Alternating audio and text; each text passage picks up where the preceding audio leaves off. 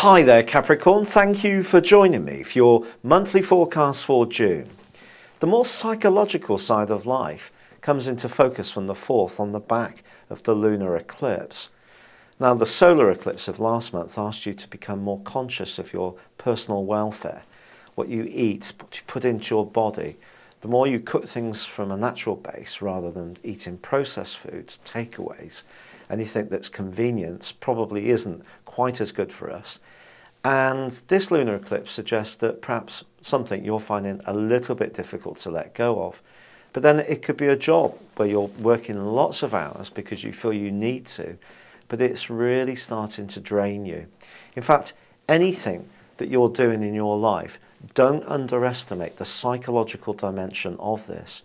You can be a very practical person. After all, you're ruled by Saturn and your Earth, and you're eminently sensible. But in the Western world, we tend to let our brain think that that's the centre of all our being.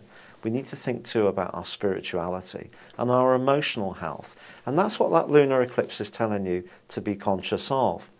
But if you like, the astral cavalry come piling over the hilltop on both the 12th and also the 19th of this month and give you a shove to keep going if you need to be more virtuous.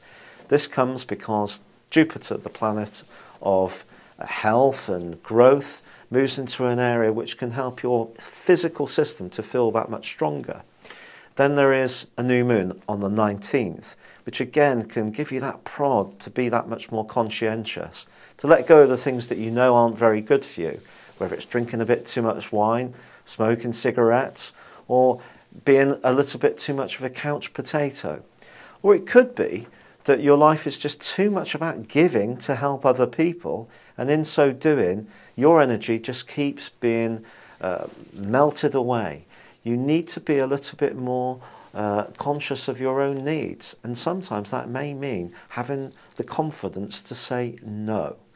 And what can help you to do this is Mercury, which moves on the 7th. It then goes opposite Pluto in your sign.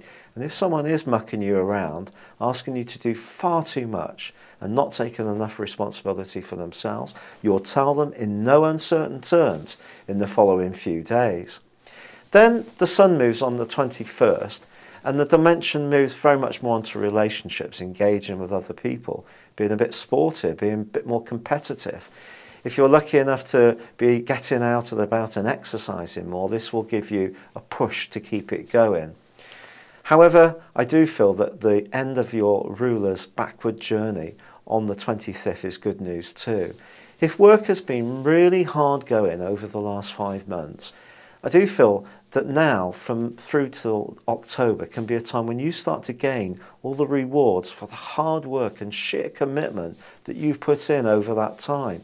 You can be one of the most stoic members of the zodiac, but I think over the last couple of years your responsibilities have probably increased, and maybe not always with an immediate and obvious gain.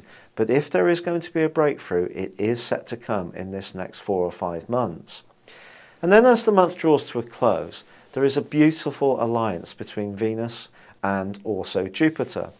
Now these two planets, when they're together, can make us be a little bit lazy. So if you do feel like breaking that diet and having some fun, well, why not give yourself the permission to do so?